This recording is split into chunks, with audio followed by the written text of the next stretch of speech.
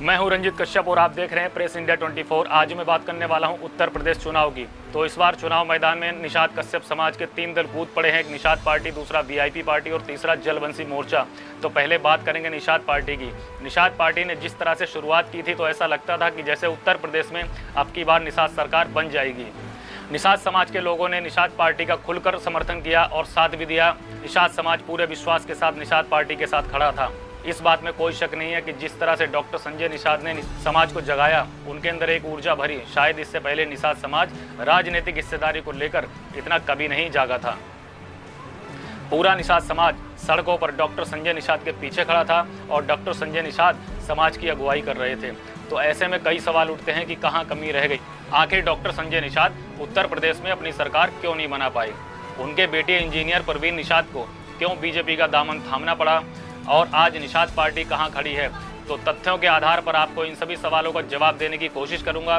पहले तो ये समझना होगा कि किसी एक समाज की सरकार बनाना बहुत मुश्किल होता है। इसके लिए सर्व समाज को साथ लेकर चलना पड़ता है, क्योंकि वोट तो सभी देते हैं और सभी के वोटों के दम पर किसी भी पार्टी की सरकार बनती है तथा सरकार सभी की होती है। उसे केवल एक समाज का ही नहीं बल्कि पूरी जनता का ध्यान रखना पड़ता है तथा सभी के हित की बात करनी पड़ती है। शायद ऐसा ही कुछ हुआ निषाद पार्टी के साथ। इस पार्टी को निषाद समाज का पूरा समर्थन मिला, लेकिन वो काफी नहीं था उत्तर प्रदेश में सरकार बनाने के लिए। निषाद पार्टी केवल एक समाज की पार्टी बनकर रह गई थी और किसी एक समाज के सहारे सरकार बनाना आसान नहीं होता। शायद इस बात का एहसास डॉक्टर संजय निषाद को हो गया था। इसलिए उन्होंने अपने बेटे परवीन निषाद को अपनी खुद की पार्टी से चुनाव लड़ाने की बजाय बीजेपी से चुनाव लड़ाया और जीत भी दर्ज की। ये भी अच्छी बात है कि परवीन निषाद भले ही बीजेपी से चुनाव जीते हों, लेकिन खुशी इस बात की होनी चाहिए कि समाज का एक व्यक्ति संवैधानिक पद पर पहुंच गया। जो काम निषाद पार्टी नहीं कर सकती थी वो बीजेपी ने कर दिखाया। इस बात के लिए बीजेपी का धन्यवाद देना चाहिए। डॉक्टर संजय निषाद ने निषाद पार्टी समाज को जगाने के लिए बनाई थी और जगाया भी, इसमें कोई शक नहीं है। लेकिन वो इस बात को समझ चुके थे कि एक समाज के भरोसे वो सत्ता के शिखर तक नहीं पहुंच सकते। इसलिए बीजेपी का दामन थामना उनकी मजबूरी बन गई थी। आज भी वो शायद यही सोच रहे हैं, बीजेपी के सहारे ही सही निषाद पार्टी को आगे बढ़ाना कुछ गलत तो नहीं है।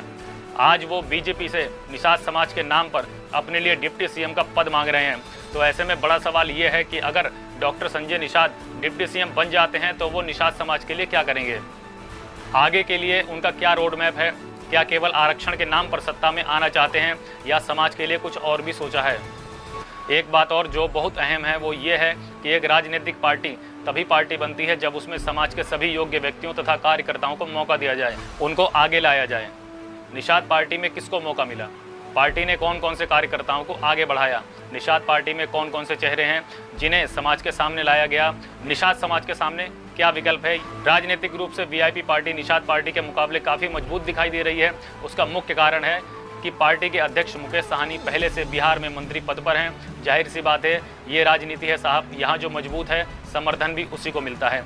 इसके अलावा एक और मोर्चा है जो उत्तर प्रदेश की राजनीति में उतर चुका है। इसमें कश्यप निषाद समाज के साथ साथ अन्य समकक्ष समाजों की छोटी बड़ी पार्टियां हैं जो एक मंच पर एक साथ आ चुकी हैं और इसका नाम है जलवंशी मोर्चा।